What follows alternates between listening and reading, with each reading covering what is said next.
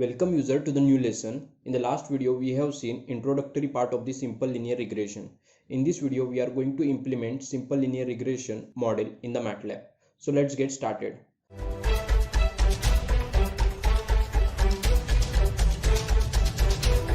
For the analysis we are going to consider waist adipose tissue analysis.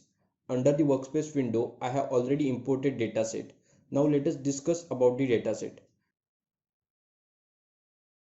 Dataset has two features. Out of two features, waist is our independent feature and adipose tissue will be our dependent feature.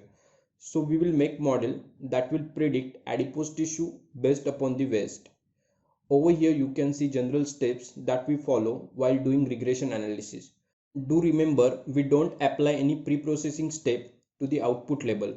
In the last video we have seen different techniques of data splitting. For this analysis I am not going to split data. So I will train model by considering whole dataset. Now let us see coding approach in the MATLAB. For simplicity consider I have applied all pre-processing steps and we can start for applying machine learning model. First section of code will divide data into input feature and output feature. So in this case the waist feature I am going to store in the X variable and adipose tissue feature I am going to store in the Y variable.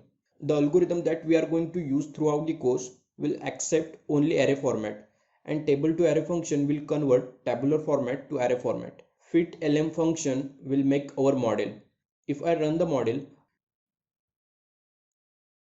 under the command window you can see detailed analysis of the model. Right here you can see the value of the intercept and slope. P value will specify significance of calculated values.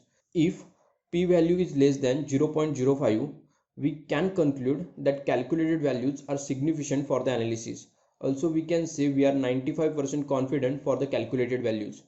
Now our model is ready and we can easily fit the calculated values to the equation of the line and we can predict new entries.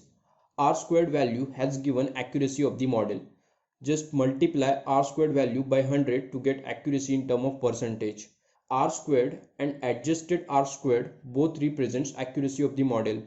But adjusted R squared consider collinearity problem, that's why it is more accurate. This is all about the simple linear regression modeling.